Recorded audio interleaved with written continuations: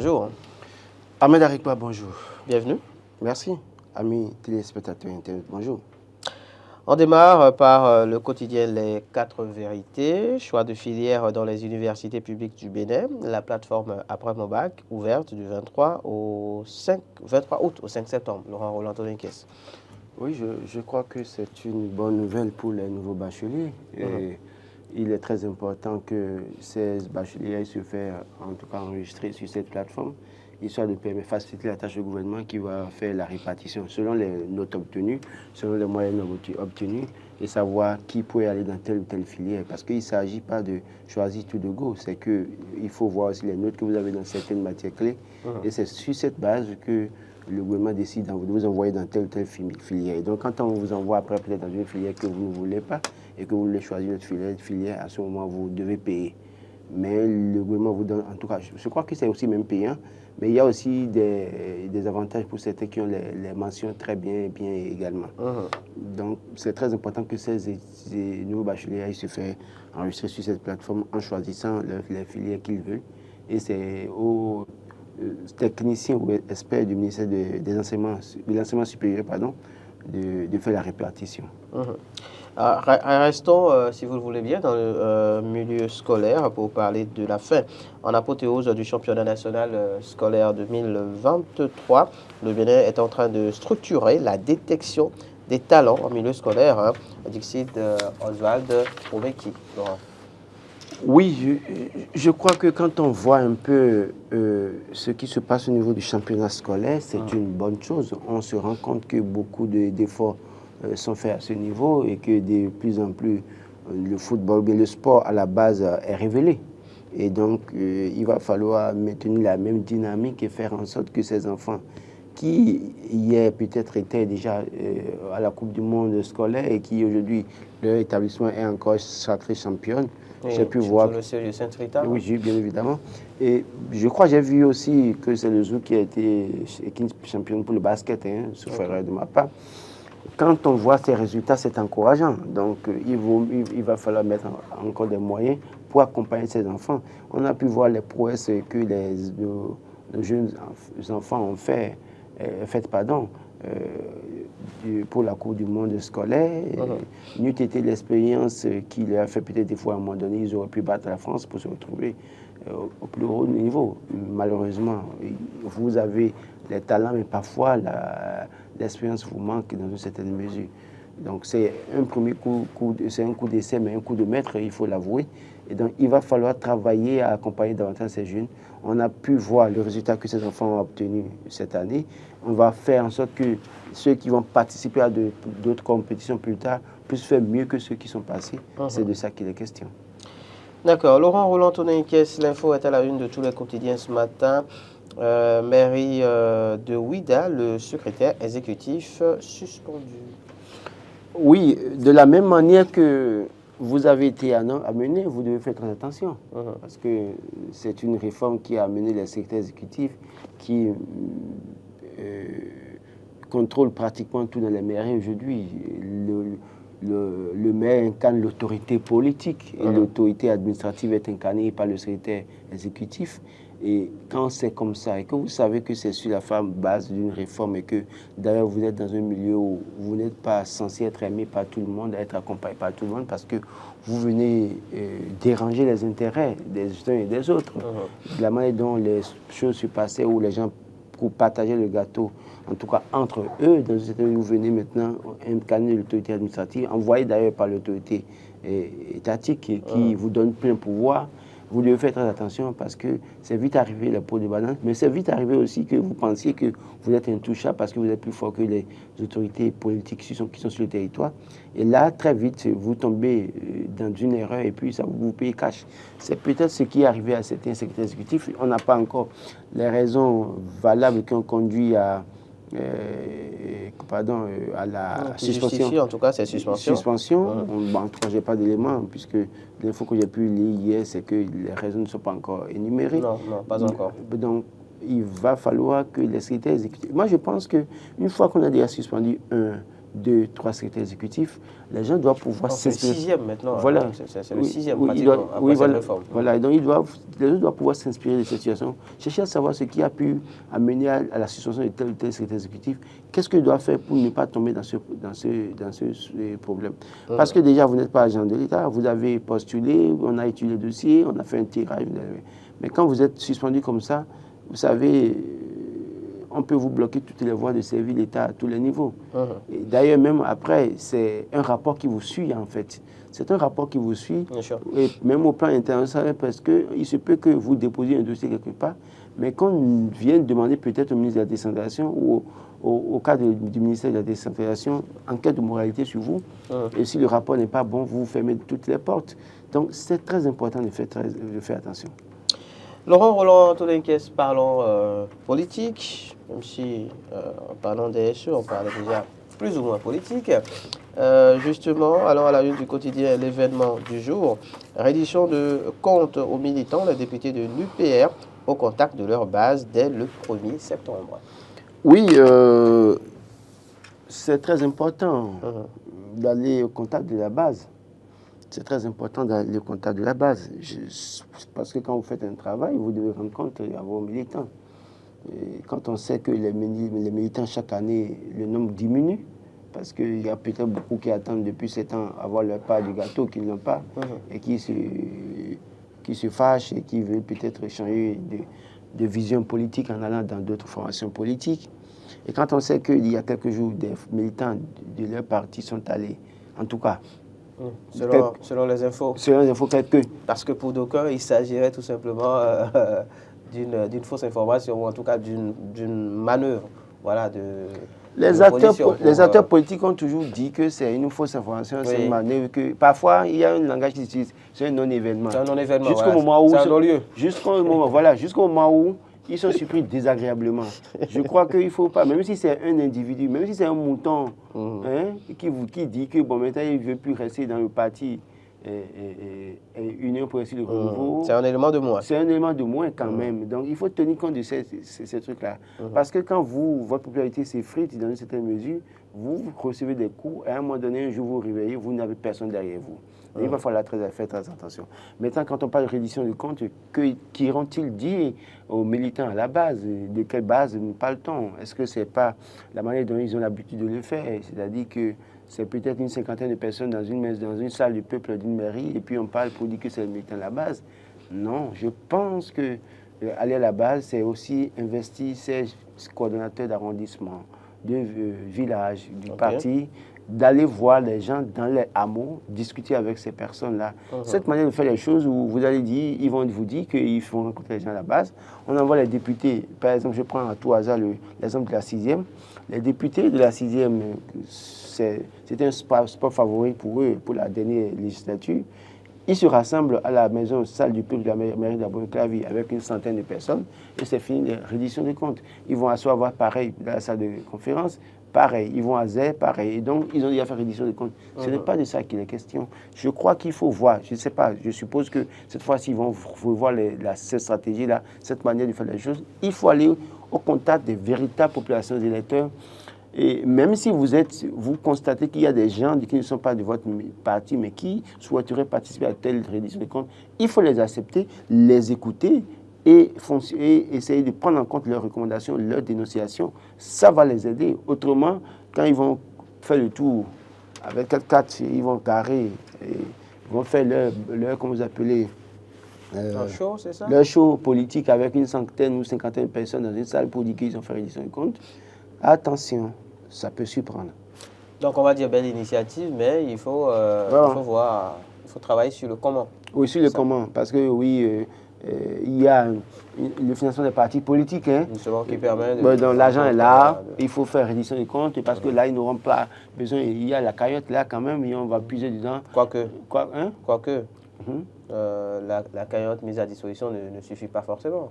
Non, mais ça va servir à quelque chose. Oui. Ce qui est sûr, l'argent est là, il faut utiliser. Quand vous n'utilisez pas, Ouais, il faut justifier après. Donc. Mais quand l'agent a ça gratte, on a envie de dépenser. Donc il faut créer une initiative.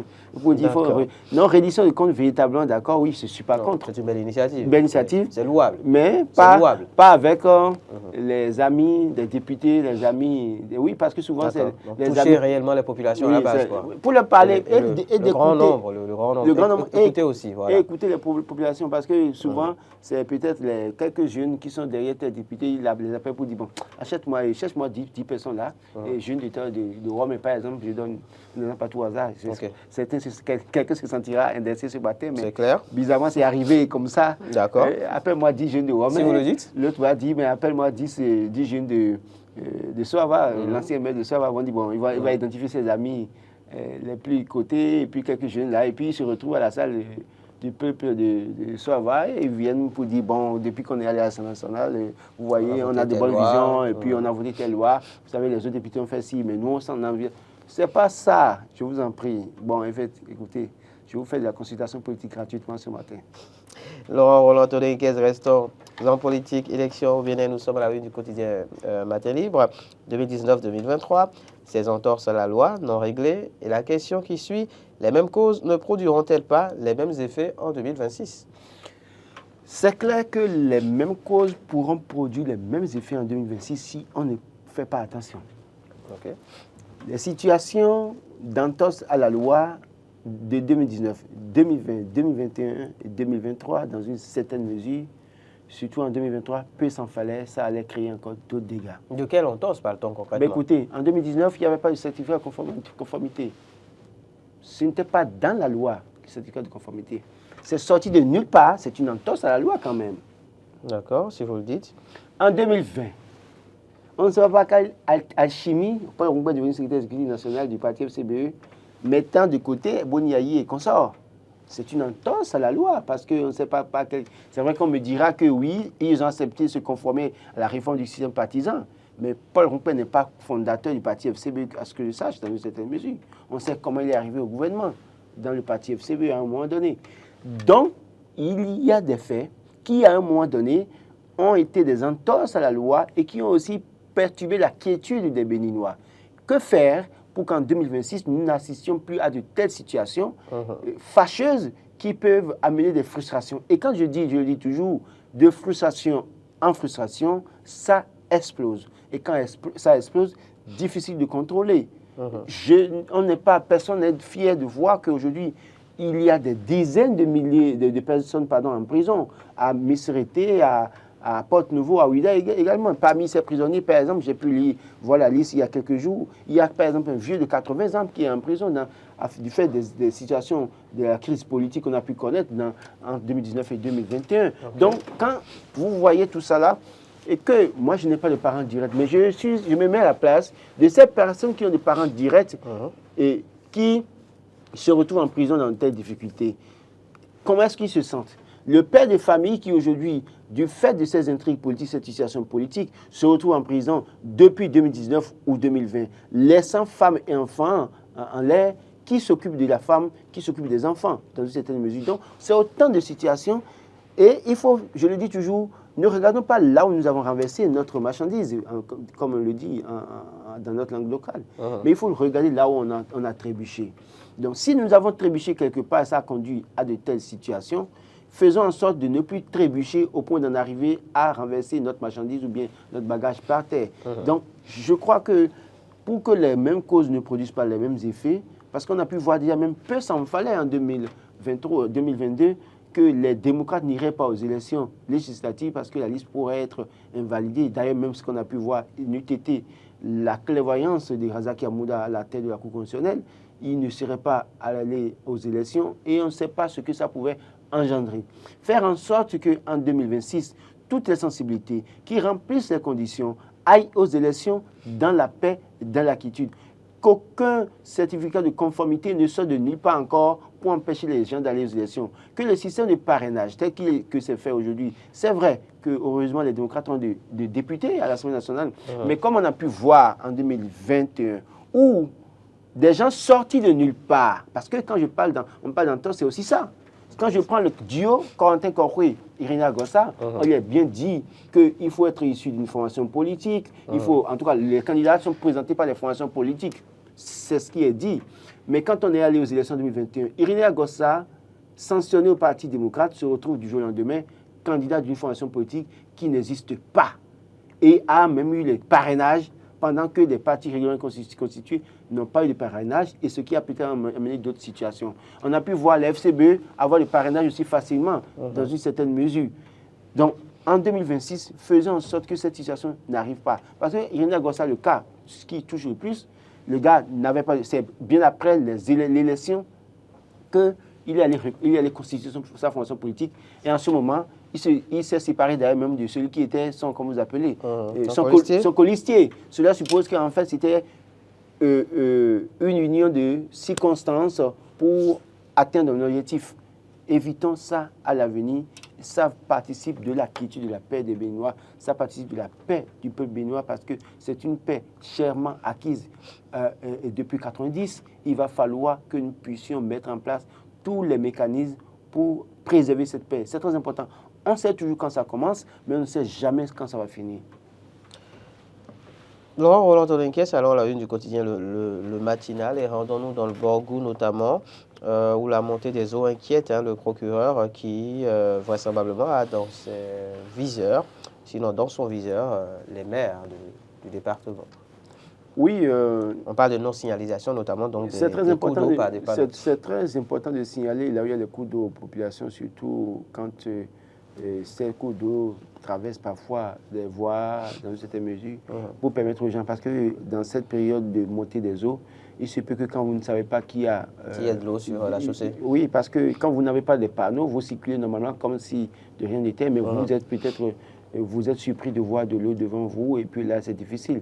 Donc, il faut nécessairement les panneaux. Ce n'est pas que au niveau des coups d'eau, je dirais même, tout comme ce procureur, en tout cas, que d'interpeller tous les maires du Bénin pour qu'au niveau de nos voies, que les panneaux soient réhabilités. Parce qu'il y a des panneaux qui sont tombés, mais personne ne s'en préoccupe. Et les panneaux, celui qui a imaginé les panneaux ou bien a eu l'innovation des panneaux, comprend que ça pouvait aider. Et d'ailleurs, ça aide parce que quand vous circulez, à un moment donné, vous voyez certains panneaux, vous savez ce que ça veut dire et vous faites très attention. Donc, c'est très important de le faire. On va parler vente en ligne à présent avec le quotidien Fraternité, Laurent Roland Toninquès, commercialisation des produits, la vente en ligne, une stratégie bénéfique. Oui, la vente en ligne, aujourd'hui, ça prend de l'ampleur dans notre pays. Il m'est arrivé d'acheter plusieurs choses en ligne. Il m'est arrivé quand aujourd'hui, quand j'ai besoin d'un produit, je ne me lève plus totalement pour aller dans une boutique ou dans un supermarché. Je reste sur mon portable, j'essaie de rechercher, je recherche le produit. Et dès que je vois, j'ai des sites phares qui me permettent d'avoir ces produits. Je commande, les gens me livrent. C'est très important aujourd'hui parce que nous sommes dans un monde qui évolue à une vitesse non contrôlée. Donc, dans une certaine mesure, il faut s'adapter à tout. Aujourd'hui, on n'a plus besoin de se déplacer pour aller à Cotonou. Si je dois aller prendre un risque, prendre une moto pour aller à Cotonou, pour aller acheter un truc de 18 000, alors qu'on peut me livrer ça à 1 000 francs à Calavi, écoutez, je préfère rester chez moi comme le livre, si je suis sûr de la qualité. Hier, par exemple, je voulais un article, avec quelqu'un, on discutait, et j'ai dit à la personne, mais on peut commander le produit d'ici. La personne me dit, mais oui, mais est-ce que c'est la qualité? Il dit, oui, mais tu vas sur Internet, tu as différents modèles.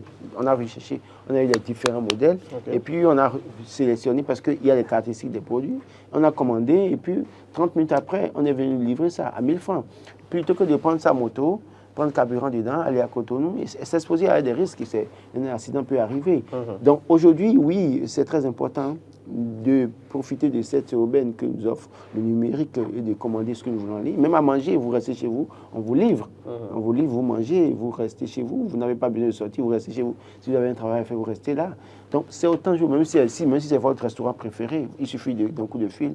Si tant est que justement le restaurant dispose de oui, non, mais tous les restaurants, toute personne consciente aujourd'hui qui a un restaurant doit savoir qu'il doit aussi prévoir le service en ligne. Autrement, c'est que c'est pas ça. Vous risquez de vite fermer. D'abord, combien de noms, oui. Donc, c'est autant de choses. Mais il y a un risque. Justement. c'est pour le risque justement que le sujet m'intéresse. Le risque, c'est qu'il faut faire très attention parce que c'est le chou gras des cybercriminels. Justement. Vous imaginez, il y a un jeune quelque part, il y a quelques jours qui a été arrêté et qui chaque fois commande des produits, la nourriture au niveau des restaurants, pour dire que c'est sa femme et son enfant qui sont malades à l'hôpital, d'aller vite livrer, il vous met tellement la personne, vous livrez le produit, et puis il envoie il dit, vous envoyez le livreur vient livrer, il dit bon oui, que de laisser la nourriture à la dame, que lui-même va envoyer l'argent par Momo. Et puis après, il n'envoie jamais. Il n'envoie jamais. Donc, il y a de ces brebis galeuses là, de clients, hein. Mais aussi au niveau des clients. Au niveau des clients, il y a les clients cybercriminels qui font ça. Mais il y a aussi les cybercriminels qui ont aussi les sociétés qui vous promettent un produit, qui vous disent d'envoyer l'argent. Moi, dans mon cas, je pense que dans une certaine mesure, si c'est un produit, par exemple, quand c'est un appareil, c'est quand on me livre ça que je donne l'argent. Quand c'est une chemise ou une cravate ou un blazer, je dis amenez d'abord et puis je viens, vous venez, vous me livrez, je vous paye. C'est-à-dire que soit vous me refusez de payer l'argent au livreur, je paye l'argent du livreur, mais je fais le transfert devant le livreur en même temps pour confirmer. C'est très important. Donc tant que vous n'avez pas le produit, n'envoyez pas l'argent aussi facilement. Sinon vous risquez d'être arnaqué. Puis il y a aussi, faut-il le préciser, le choix des plateformes au travers desquelles on fait ces achats en ligne, justement, qui est important, Laurent. Oui, le choix des plateformes, ça, j'insiste là-dessus. Moi, je sais qu'il y a des plateformes sur lesquelles je commande.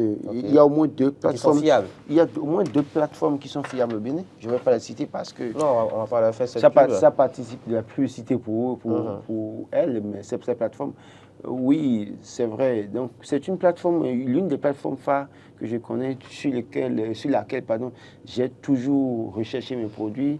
C'est une plateforme qui évolue très bien. Je vois chaque fois comment il y a les modifications, et d'ailleurs, même parfois, les messages vous viennent quand vous choisissez un produit pour dire n'envoyez jamais de l'argent tant que vous n'avez pas la sécurité. Voilà. Donc, cette plateforme fonctionne très bien. Peut-être que je les contacterai, ils viendront faire une publicité. D'accord. Parce qu'ils vendent tout, hein. Ils vendent, si vous voulez voiture, vous achetez, vous voulez moto, vous achetez, deuxième main ou troisième main, vous en trouvez, un portable, vous en trouvez, un costume, un blazer, une cravate, autant de choses. La dernière fois, j'avais besoin d'une cravate, d'une couleur de cravate express, et j'ai cherché au niveau de mes amis qui ont prêt à porter, personne n'avait cette couleur. Mais il a fallu que j'aille sur cette plateforme, j'ai regardé les cravates, j'ai contacté un prêt-à-porter pour demander la couleur, ils en ont. Je leur ai dit, écoutez, livrez-moi ça. Je devais porter ça pour un mariage à 14h, il était 11h, mais bizarrement, il a été livré autour de 12h30. Super. Donc, vous voyez, pour vous dire, ça marche. Beaucoup de facilité. Oui, ça a beaucoup de facilité. Parce que si je dois aller dans un supermarché, pardon, le prêt-à-porter fait le tour, parce que j'ai appelé au moins 5 prêt-à-porter, personne n'en avait cette couleur. Exactement. Donc, c'est possible de faire ça. Il y a beaucoup d'avantages rattachés à cela, mais il y a aussi il faut faire attention. beaucoup de risques.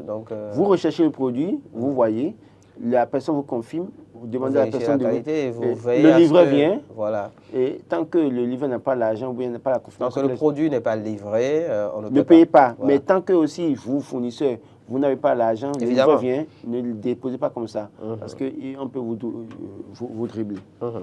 Direction le Niger. Il y a aussi une stratégie que moi j'utilise toujours. Quand je contacte, première chose, je contacte le numéro, je demande à la personne de se présenter, la personne se présente, me donne son nom, je donne mon nom aussi, mais automatiquement je mets le numéro sur notre portable, je fais sur Truecaller pour voir si le nom qui est sur le numéro correspond au nom qui m'a été donné. Si par mégarde pour cette personne, ça ne sort aucun nom, je commence pas à mettre des doutes. Parce que les cybercriminels, le plus souvent, les numéros qu'ils utilisent, ça ne sort pas de nom. Ce sont des numéros non identifiés. Non identifiés. Donc, à ce niveau, dès que la personne vous donne un nom et que vous voyez le même nom sur le numéro, ça vous donne déjà un début d'assurance. Vous voyez, et aussi l'autre stratégie, c'est que vous tentez, si c'est un numéro Momo, vous tentez d'envoyer de l'argent à ce numéro.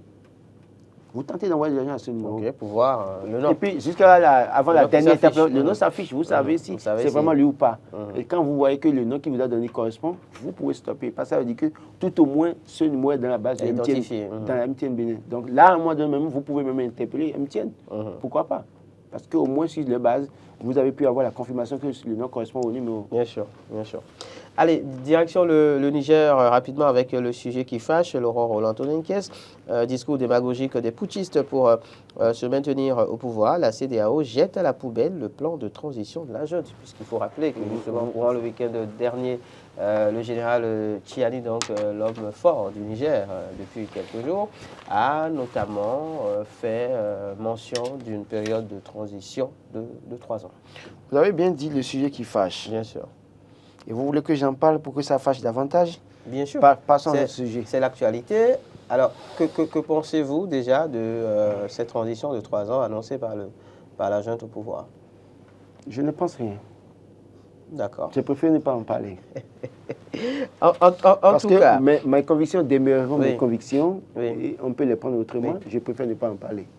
pour moi, c'est une fuite en avant. Mais C'est pas une évoluons. fuite en avant. J'assume bien mon propos. Et D'accord. je vous l'ai dit. D'accord. Vous savez très bien que je suis régent droit dans mes bottes, dans une Oui. certaine mesure. Mais si mes Oui, convictions mais doivent déranger quand on ne certaines... veut pas, Attention. oui, mais Laurent, permettez que je dise ce que je pense. Quand on Oui. ne veut pas, quand on ne veut pas s'accrocher au pouvoir et qu'on parle d'une période de transition de 3 ans, est-ce qu'il n'y a pas justement un paradoxe en la matière? Je vous pose cette question. Vous voulez qu'il fasse une transition de 6 mois? Je vous pose cette question. Non. On dit ne pas vouloir s'accrocher au pouvoir, mais on demande une période de transition de 3 ans. Est-ce qu'il n'y a pas un paradoxe? Ils ont dit transition de 3 ans. Ils n'ont pas dit qu'ils vont rester au pouvoir éternellement. Évoluons. C'est peut-être à eux de voir pourquoi ils ont dit 3 ans et qu'est-ce qu'ils veulent mettre pendant les 3 ans, qu'est-ce qu'ils veulent faire. Sur le cas du Niger, toujours, Laurent Roland Tonenques, le Burkina Faso fait don de vivre justement au peuple nigérien. Oui, bon, là, on peut au moins Oui. un peu me prononcer. Là, on parce peut que opiner. de l'autre côté, je ne vais Parce pas... qu'il n'y a pas des éléments qui peuvent... Non, parce que si je donne mon avis de l'autre côté, on dira encore que je fais l'apologie des coups d'État. Mais non, ça fait le mais problème. non. De toute façon, écoutez, si je veux en parler, j'en parlerai. C'est Bien bien sûr. sûr. En parler. Vous savez très bien, Bien très sûr. bien que quiconque, je n'ai pas peur de qui que ce soit. Bien Je sûr. reste droit dans mes bottes. Mais ce que je dis... Parlons des vivres Voilà. envoyés par le Burkina Faso. Voilà. Droit puisque, et vivre... puisque de l'autre côté, vous avez du mal à vraiment vous prononcer. Non, mais Et on peut comprendre. Attendez, depuis que cette situation... On peut comprendre. Écoutez, Parce qu'il y a un paradoxe, mais bon. Allez, évoluons. je vais recommander Oui. peut-être que... Parlons du Burkina Faso oui, je vous et des reviens. vivres envoyés. Oui, je vais te recommander Le qu'on Burkina Faso a envoyé des vivres. toutes les émissions qu'on a faites sur l'émission, sur la série Niger. J'ai déjà Oui. vidé le sujet. Oui. Moi, je ne sais même plus quoi dire. parce que je vais dire C'est le pour cela que je vais dire le jeu qui va- qui va- je dis, parlons du Burkina Voilà, qui envoie voilà. des vivres au Niger. Voilà. Alors, oui, je crois que pendant que d'autres ferment leurs frontières au Niger, d'accord, Oui. et que les camions sont bloqués aux frontières, c'est que d'autres pays vont certainement soutenir le Niger.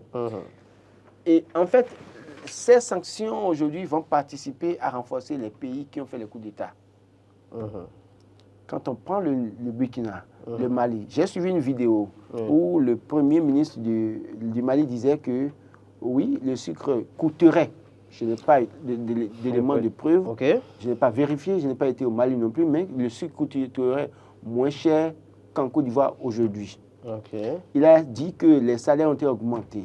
Il a dit un certain nombre de choses. Je n'ai pas encore vérifié, parce que c'est ce matin, autour de 6 heures, dans mes recherches, que j'ai suivi la vidéo.